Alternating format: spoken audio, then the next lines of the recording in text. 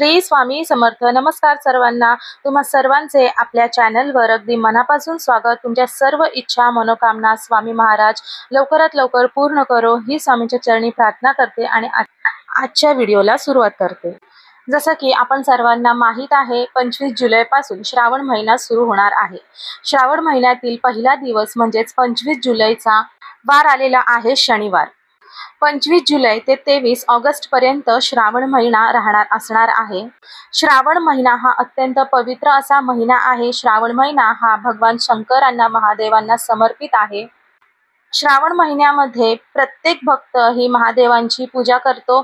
त्याचप्रमाणे महादेवांचं कुटुंब म्हणजेच गणपती बाप्पा, पार्वती माता, त्याचबरोबर कार्तिकेय यांची देखील उपासना व्रतवैकल्य या महिन्यापासून सुरुवात होते।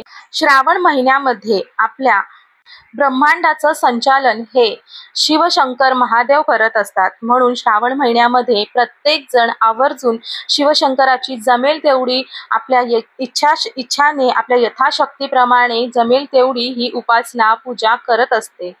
श्रावण महिना हा अत्यंत पवित्र असा महिना आहे।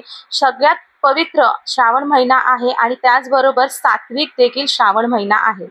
आपण सर्व मनुष्य जातीला मोक्ष देण्याचे कार्य हे शिवशंकर करत असतात। म्हणून श्रावण महिन्यामध्ये जेवढे सात्विक राहता येईल, जेवढी शिवाचे नामस्मरण करता येईल तेवढं आपण सर्वांनी अगदी आवर्जून करायचे आहे। श्रावण महिन्यामध्ये श्रावणी सोमवार येतात।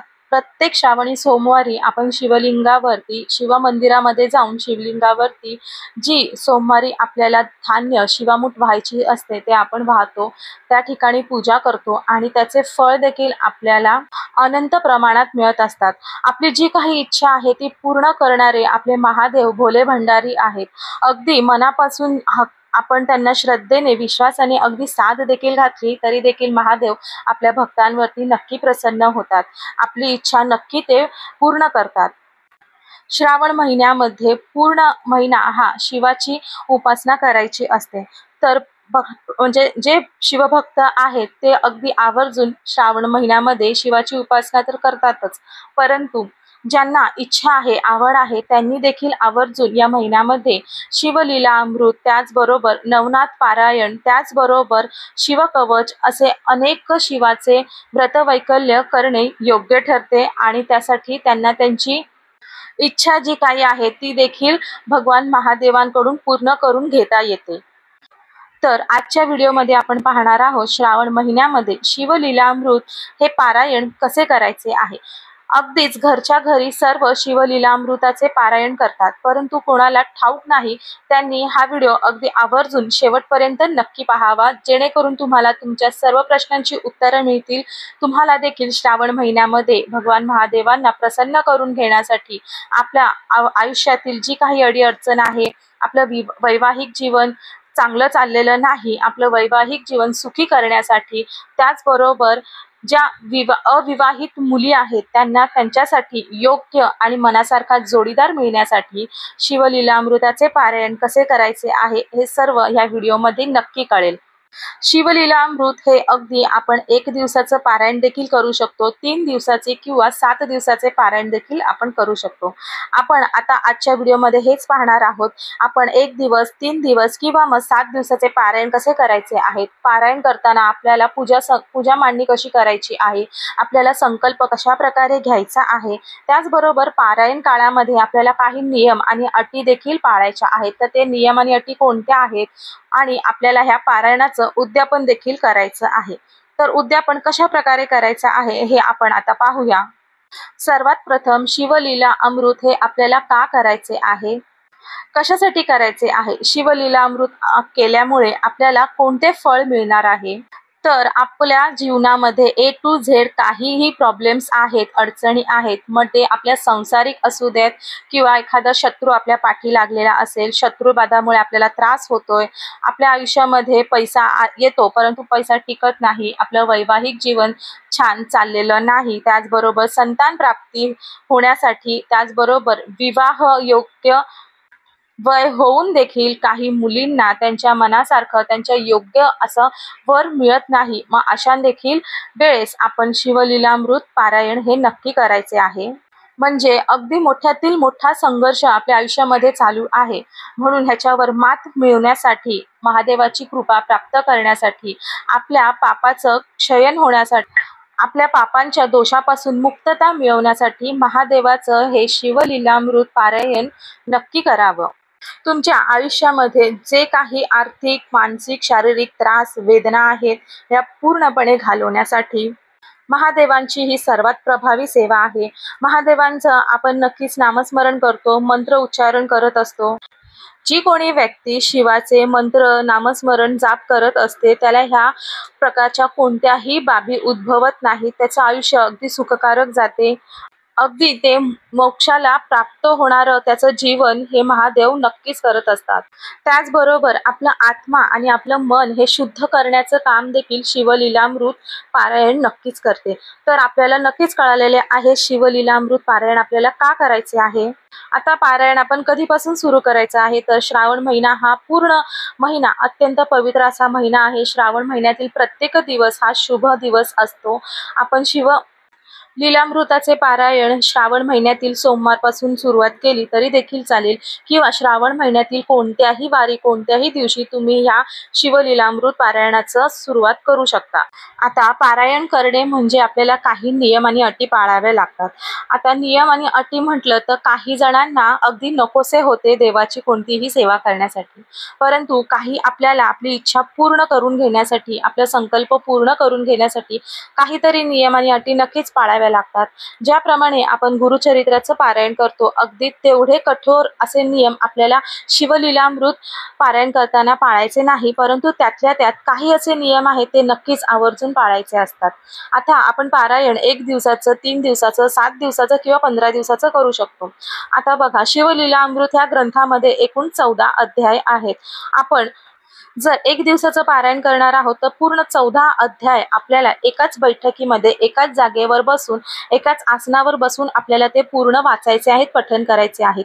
आपल्याला जर 3 दिवसाचं पारायण करायचं असेल तर 3 दिवसाच्या पारायण म्हणजे दिवसाप्रमाणे आपल्याला त्या ग्रंथाचे जेवढे 14 अध्याय आहेत ते 3 दिवसामध्ये आपल्याला वाचायचे आहे, पठण करायचे आहे. 7 दिवसाचं करणार असाल पारायण तर प्रत्येक दिवशी आपल्याला 2-2 अध्याय असे वाचायचे आहेत. शिवलीलामृत या ग्रंथाचे अध्याय हे भरपूर मोठे आहेत. म्हणजे 7 दिवसाचं पारायण केलं तर प्रत्येक दिवशी तुम्ही 2-2 अध्याय वाचा. 3 दिवसाचं तुम्हाला पारायण करायचं असेल तर आपल्याला पहिल्या दिवशी आणि दुसऱ्या दिवशी 5-5 अध्याय वाचायचे आहेत, आणि तिसऱ्या दिवशी, ज्या दिवशी आपला तिसऱ्या दिवस असणार आहे, आपल्या पारायणाचं उद्यापन असणार आहे, त्या दिवशी आपण 4 अध्याय वाचायचे आहेत. अशा प्रकारे आपण शिवलीलामृत पारायण पूर्ण करू शकतो. आता बघा, ज्यांना 1 दिवसाचे पारायण करायचं आहे, त्यांची इच्छा असेल 1 दिवसाचं पारायण करणं, तर त्यांना पूर्ण 14 जे अध्याय आहेत ते एकाच बैठकीमध्ये, एकाच जागेवर बसून आपल्याला ते वाचायचे असतात. तर ते वाचण्यासाठी आपल्याकडे एवढा स्टॅमिना आहे का, किंवा आपलं दुसरं कामं आणणार नाहीत ना, हे देखील पूर्ण विचार करूनच आपण 1 दिवसाचं पारायण करायचे आहे. ज्यांना 1 दिवसाचं पारायण करणे शक्य असेल त्यांनी आवर्जून करावे. परंतु या ठिकाणी जर माझं मत मी तुम्हाला सांगेल तर तुम्ही नक्कीच 7 दिवसाचेच पारायण करा. 7 दिवसाचे पारायण हे अतिशय सुंदर आणि छान होते. त्याचप्रमाणे आपल्याला कोणतीही घाई देखील करण्यासाठी या पारायणामध्ये लागत नाही. 2 अध्याय आपल्याला दररोज वाचायचे असतात. अगदी छान शांतपणे आपण 2 अध्याय दररोज एका बैठकीमध्ये नक्कीच वाचू शकतो. त्यामुळे आपलं मन देखील स्थिर राहतं. आपल्याला कोणत्याही प्रकारचं टेन्शन येत नाही. मनामध्ये अगदीच कुठलंही दडपण देखील येत नाही. त्याचबरोबर अध्याय वाचताना देखील त्या पूर्ण ओवी आहेत त्या समजून घेण्यासाठी देखील आपल्याला तेवढा वेळ मिळतो. म्हणून आपण आवर्जून 7 दिवसाचंच पारायण करणे हे सर्वांसाठी उपयुक्त असेल.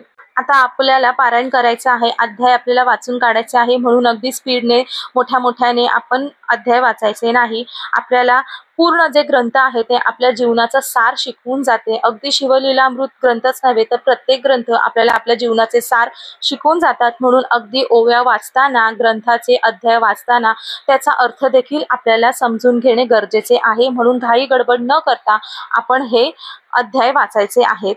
आता पारायण करण्यासाठी आपल्याला कोणते नियम पाळायचे आहेत तर बघा, महिलांना विशेष करून मासिक धर्म हा म्हणजे येतोच।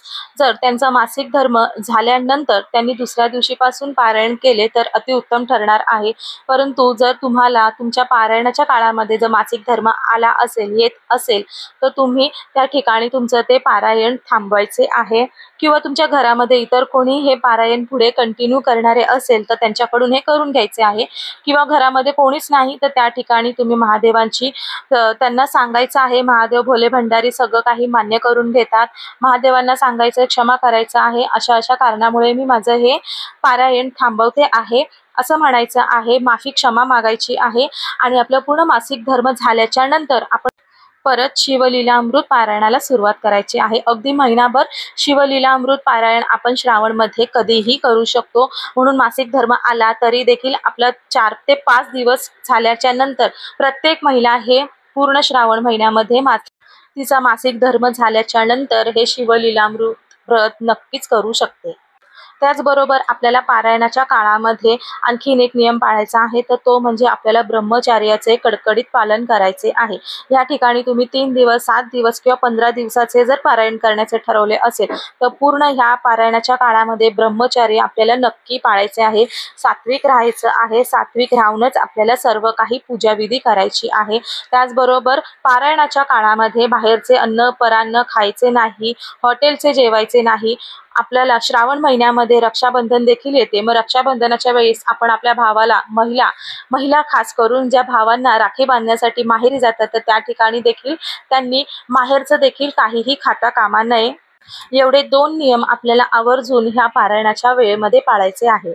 आपण जर पारायणाच्या काळामध्ये तामसिक वृत्ती असणारे पदार्थ देखील टाळले तरी देखील आपल्याला त्याचा फायदा हा नक्कीच मिळणार आहे। म्हणून कांदा लसूण विरहित जेवणच आपण ह्या पारायणाच्या काळामध्ये घ्यायचे आहे, परान्न तर आपण घ्यायचे नाही। त्याचबरोबर आपण रात्री जेव्हा झोपणार आहोत तेव्हा सतरंजी घालूनच आपण झोपायचे आहे। ज्यांना कोणाला मेडिकल इश्यू असतील, ज्यांना पाठीचा काही त्रास असेल, कमरेचा त्रास असेल तर त्यांनी पलंगावरती झोपलं तरी चालेल, परंतु गादी आपल्याला वापरायची नाही, गादीवर आपण झोपायचे नाही। भगवान शंकराची पूजा करण्यासाठी प्रदोष काळ हा अत्यंत फायदेशीर आणि अत्यंत महत्त्वाचा आहे। आता प्रदोष काळ म्हणजे काय, तर सूर्य उगवण्याचा अगोदरचे 1.5 तास आणि सूर्यास्त झाल्यानंतरचे 1.5 तास ते असतात प्रदोष काळ। म्हणजे पहाटे अगदी 4:30 ते 7 वाजेपर्यंत तुम्ही हे पारायण करू शकता। तुम्हाला एवढ्या पहाटे पारायण करणे शक्य नाही तर संध्याकाळी जो प्रदोष व्रत असतो, म्हणजे संध्याकाळी म्हणजे काय, तर संध्याकाळी 6:30 ते 8 वाजेपर्यंत ह्या प्रदोष काळामध्ये आपण हे ग्रंथ पारायण आपण करू शकतो। पारायणाच्या पहिल्या दिवशी छान स्वच्छ आंघोळ वगैरे करून घ्यायचे आहे। स्वच्छ वस्त्र आपल्याला घालायचे आहेत। त्याचबरोबर आपण ज्या ठिकाणी म्हणजे आपल्या देवघरासमोर जर पूजा मांडणी करणार आहोत तर त्या ठिकाणी छान जागा वगैरे स्वच्छ पुसून काढायची आहे। गंगाजल गोमूत्राचा वापर करायचा आहे जास्तीत जास्त। आपलं छान त्या ठिकाणी चौरंग मांडून घ्यायचा आहे। आता पारायणाच्या काळात आपण पूजा मांडणी करणार आहोत, परंतु ज्या वेळेस आपले पूर्ण ग्रंथ जे अध्याय आहे ते वाचून झाल्याच्या नंतर, म्हणजे प्रत्येक दिवशी जेवढे अध्याय वाचायचे आहेत तेवढे वाचून झाल्यानंतर परत आपल्याला जी शिवपिंड आहे ती आपल्या देवघरामध्ये ठेवायची असते। म्हणून जर तुम्ही पारायणाच्या वेळेमध्ये म्हणजे पारायण करत असताना वेगळी अशी पूजा मांडणी नाही केली तरी देखील काही हरकत नाही। तुमच्या देवघरामध्येच तुम्ही ज्या ठिकाणी तुम्ही शिवलिंग स्थापन केलेलं आहे त्याच ठिकाणी त्यांची पूजा करायची आहे आणि त्याच ठिकाणी त्यांना राहून द्यायचं आहे आणि देवघरासमोर बसूनच पारायणाची सुरुवात करायची आहे, ग्रंथ वाचायचे आहेत। आता तुमच्या देवघरामध्ये एवढी जागा नसेल, आपल्याला त्या ठिकाणी शिवलिंगाची पूजन करण्याची एवढी जागा नसेल तर आपण वेगळी पूजा मांडणी करू शकतो, परंतु विशेष वेगळी अशी पूजा मांडणी करायची गरज आहे असं काही नाही। आपण पारायण सुरू करण्याच्या अगोदर सर्वात प्रथम आपल्याला संकल्प करायचा असतो। संकल्प कसा करायचा हे सर्वांना ठाऊक आहे। आपल्या उजव्या हातामध्ये अक्षता, हळद, कुंकू, थोडेसे पाणी आणि थोडंसं फुलांच्या पाकळ्या किंवा फूल घ्यायचं आहे। आपलं गौत्र म्हणायचं आहे, आपलं संपूर्ण नाव म्हणायचं आहे। आपण कोणती इच्छा पूर्ण करण्यासाठी हे व्रत पारायण किती दिवसाचं करणार आहोत हे सर्व भगवान शिवांना सांगायचे आहे आणि आपला संकल्प एका छोट्या ताटामध्ये तो सोडायचा आहे। अशा प्रकारे आपण संकल्प करायचा आहे। संकल्प करत असताना महादेवांना प्रार्थना करायची आहे, माझी ही इच्छा पूर्ण करण्यासाठी मी हा संकल्प करत आहे। माझ्याकडून हे सेवा, माझे हे पारायण तुम्ही नित्य नीटनेटकेपणाने तुम्ही सर्व माझं हे पारायण पूर्ण करून घ्यावेत असं आपण त्यांना विनवणी करायची आहे। करता करविता सर्व काही आपले देवच आहेत, आपण फक्त निमित्त मात्र आहोत, आपण फक्त देवांना प्रार्थना करू शकतो। अशा प्रकारे संकल्प करून झाल्याच्या नंतर प्रथम गणपती बाप्पांना अभिषेक घालायचा आहे। गणपती बाप्पाच्या मूर्तीचा अभिषेक घालून झाल्यानंतर छान स्वच्छ त्यांना पुसून घ्यायचा आहे। त्यांना गंध पुष्पांजली अर्पण करायची आहे। हळद कुंकू त्यांना अर्पण करायचा आहे, फुलं त्यांना अर्पण करायची आहे आणि त्याचबरोबर त्यांना जे त्यांचं आवडीचं रंग म्हणजे लाल रंगाचं जास्वंद किंवा लाल रंगाचं गुलाब आवर्जून गणपती बाप्पाला अर्पण करा, दुर्वा अर्पण करा। आणि त्याच्यानंतर आपल्या घरामध्ये जे शिवलिंग आहे त्याचं देखील आपल्याला पंचोपचारिक पूजन करायचे आहे। शिवलिंगाला छान पहिल्यांदा पाण्याने आणि त्याच्यानंतर पंचामृताने अभिषेक घालायचा आहे। छान असं स्वच्छ त्यांना पुसून घ्यायचं आहे। शिवलिंगावरती जरी अभिषेक करताना आपल्याला ओम नमः शिवाय ओम नमः शिवाय या मंत्राचा जाप करतच आपल्याला 108 वेळा हे नामस्मरण करत शिवलिंगावरती आपल्याला पाण्याने अभिषेक करायचा आहे। शिवलिंगावरती अभिषेक करून झाल्याच्या नंतर छान त्यांना स्वच्छ पुसून घ्यायचे आहे। देवघरामध्ये आपण ज्या ठिकाणी शिवलिंग ठेवतो त्या ठिकाणी एक छोटंसं पांढऱ्या रंगाचं वस्त्र त्या ठिकाणी हांतरून घ्यायचं आहे किंवा मग तांदूळ आपण त्या ठिकाणी ठेवायचे आहे। तांदळावरती शिवलिंग आपण ठेवायचे आहे आणि त्याच्यानंतर शिवलिंगाला आपल्याला सर्वात प्रथम भस्म अर्पण करायचा आहे। त्याच्यानंतर पिवळे चंदन किंवा केशर आपण त्यांना अर्पण करायचं आहे, केशरी चंदन अर्पण करायचे आहे। त्याचबरोबर शिवलिंगाला हळद कुंकू देखील आपण आवर्जून अर्पण करायचे आहे। आपल्याला 108 बेलपत्र जर वाहणे शक्य असेल तर शिवलिंगावरती ओम नमः शिवाय असे म्हणत 108 बेलपत्र नक्की अर्पण करा। आपल्याकडे 108 बेलपत्र नसतील तर काही हरकत नाही, अगदी एखादं बेलपत्र आपण शिवलिंगावर अर्पण केलं तरी देखील चालणार आहे। त्याचबरोबर धोत्र्याचे फूल किंवा पांढऱ्या रंगाचे फूल किंवा मग गोकर्णीचे ज्याला अपराजिता निळ्या रंगाची फुलं असतात ती फुलं आवर्जून भगवान शिवलिंगावरती शिवशंकराच्या शिवलिंगावरती नक्की अर्पण करावे।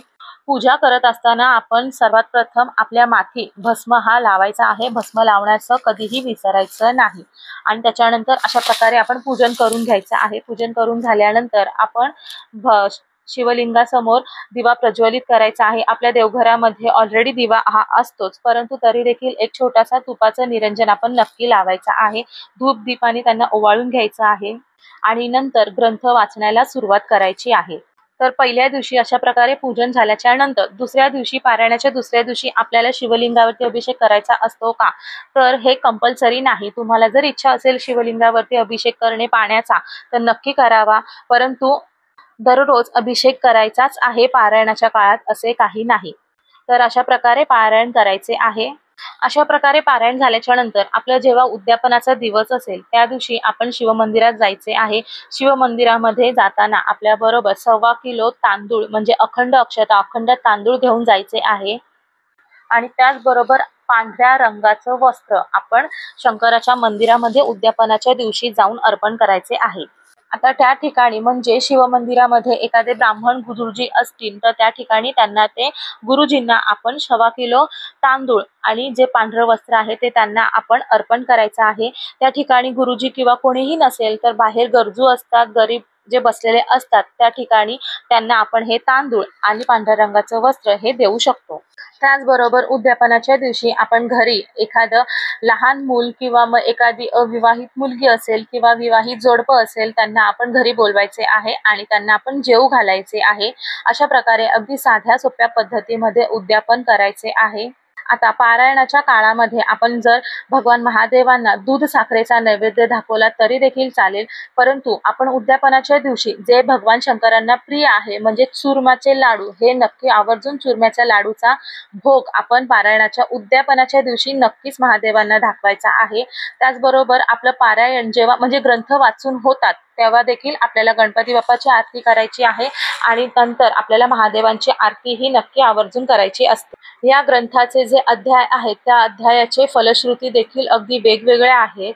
मग ह्याच्यामध्ये ऋणमुक्ती, कर्जमुक्ती, त्याचबरोबर गर्भधारणा व्हावी, आपल्या पापांचा पूर्णपणे नाश व्हावा, अशा विविध कारणांसाठी या ग्रंथाचे पारायण केले जाते। आपण हे पारायण पूर्ण केले तर सर्व कर्मातून, सर्व पापातून, सर्व भोगातून आपली मुक्ती होते। बघा, मृत्यू हे अंतिम सत्य आहे आणि मृत्यू हे भगवान शंकराच्या हातामध्ये आहे। आणि आपल्याला ह्याच्यातून मोक्ष मिळवण्यासाठी भगवान शंकराची श्रावण महिन्यामध्ये जास्तीत जास्त सेवा उपासना केल्या गेल्या पाहिजे. पारायण हे अगदी कोणीही करू शकते. स्त्री, पुरुष, लहान मुलं, मुली, विवाहित सगळे अगदी कोणीही करू शकते. अगदी विधवा महिला देखील हे पारायण करू शकते. गर्भवती स्त्रिया देखील हे पारायण नक्की करू शकते. फक्त मासिक धर्म, सुताक, विटाळ असेल तर आपण ही सेवा करता येत नाही. बाकी काहीही याच्यामध्ये वेगळं असं काही पाळायचं गरज नाही आहे. तर अशा प्रकारे श्रावण महिन्यामध्ये शिवलीलामृत ग्रंथाचे पारायण सर्वांनी नक्की आवर्जून करा. पुन्हा भेटू अशाच नवीन माहिती सोबत. तोपर्यंत सर्वांना श्री स्वामी समर्थ. हर हर महादेव.